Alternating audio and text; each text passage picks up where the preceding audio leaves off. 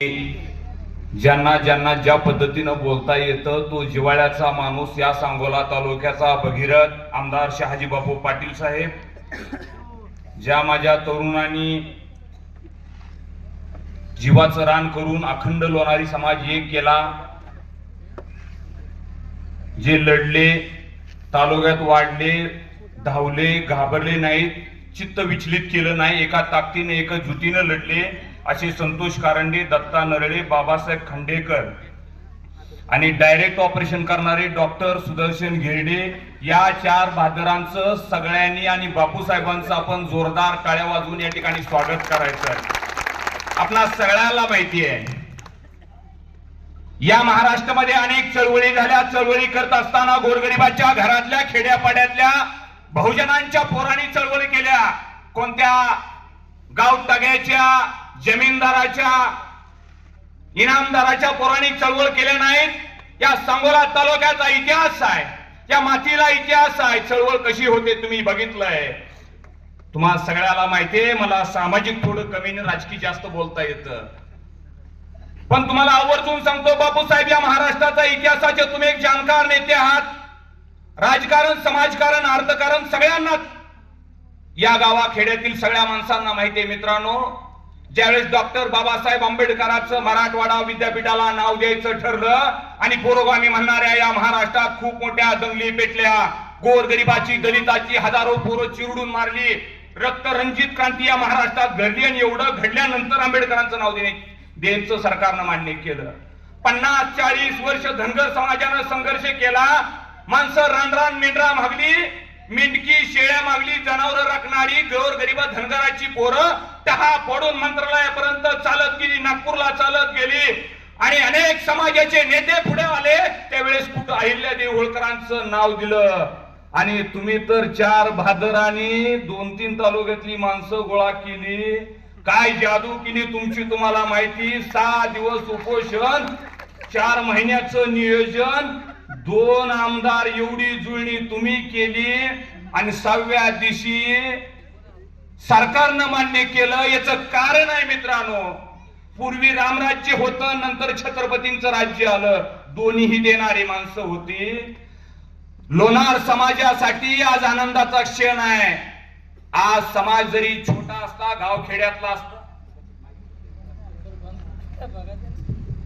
गावखेड्यातला समाज असला तर हत्तीवरून साखर वाटावेनी 12 घोड्यांच्या रथातनं पेढ वाटाव तेवढा मोठा आज उत्सव या महाराष्ट्रातल्या लोणार समाजानं करणं गरजेचं आहे. आणि तुमच्या एकीच्या, तुमच्या ताकदीच्या जीवावर या राज्य सरकारनं तुम्हाला महामंडळ दिलं आणि त्याचा GR आमच्या हातामध्ये, तुमच्या सगळ्या मोबाईलच्या व्हॉट्सअपला सुद्धा GR असेल.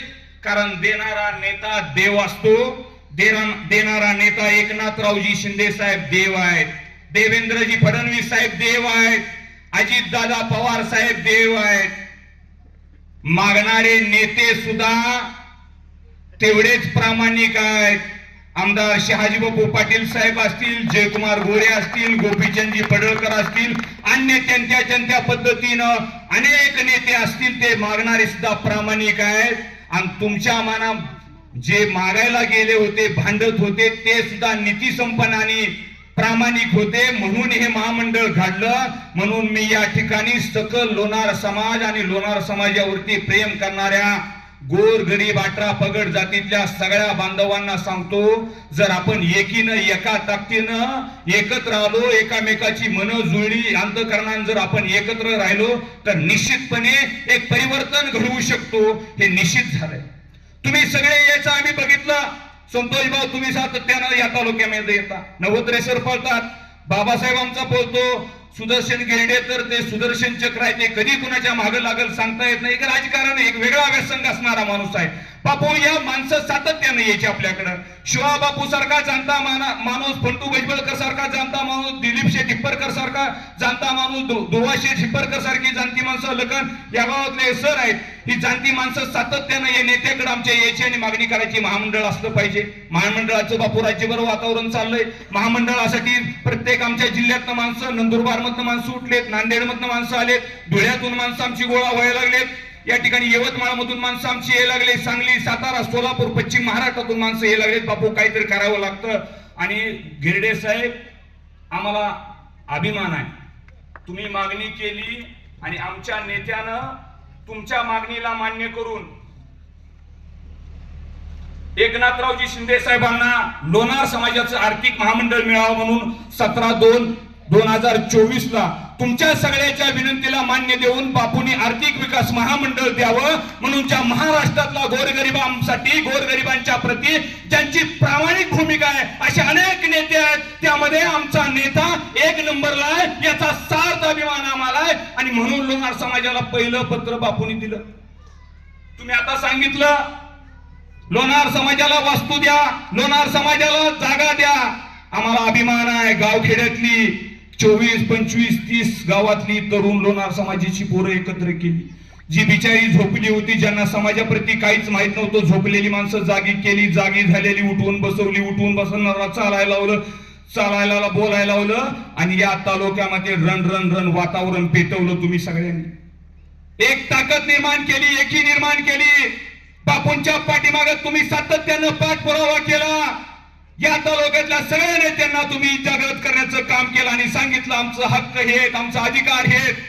हे करत असताना आम्ही सुद्धा कमी पडलो नाही. डॉक्टर साहेबांनी सांगितलं मागा की झेंडा बापूंच्या ऑफिस पुढे आहे, तुम्ही ह्यातील दोघं तिघ दादासाहेब तुम्ही साक्षीदार आहे, फंटू शेठ तुम्ही साक्षीदार आहे. या ऑफिसच्या बाहेर येऊन आपण फोटो काढत असताना आमदारांनी बाबासाहेब सांगितलं होतं माझ्या ऑफिसच्या रेल्वे फाटकाच्या पुढे मोकळी जागा आहे, या जागेमध्ये लोणाऱ्याचं गुलाबी वादळ फुलवा. हा शाजी राजाराम पाटील तुमच्या पाठीमागे ठामपणे उभा आहे. आम्हाला अभिमान आहे, तुमच्या सगळ्यांची एकजूट, एक ताकद. तुम्ही राजकारणाचं, समाजकारणाचं जोड सगळं बाजूला ठेवून समाजासाठी एकीनं एकत्र आला, याचा आम्हाला सार्थ अभिमान आहे. गावात तुम्ही कोणत्या पार्टीचा आहे, कोणत्या गटाचा आहे, कोणत्या टाचाचा आहे, कोणत्या पुढारीच्या मागे हिंडता, कोणाची तुमची जवळी काय, आम्हाला त्याचं घेणं देणं. पण समाज म्हणून तुम्ही जे राजकारणाचं जोड बाजूला काढलं आणि येणाऱ्या भविष्यातल्या असंख्य पिढ्याचं कल्याण करण्याचं काम या परमेश्वरानं देवदूत म्हणून तुमच्या हातून घडवून आणलं. हा सगळ्यात मोठा या तालुक्याच्या इतिहासात सुवर्ण अक्षरानं लिहून ठेवण्यासारखा क्षण आहे.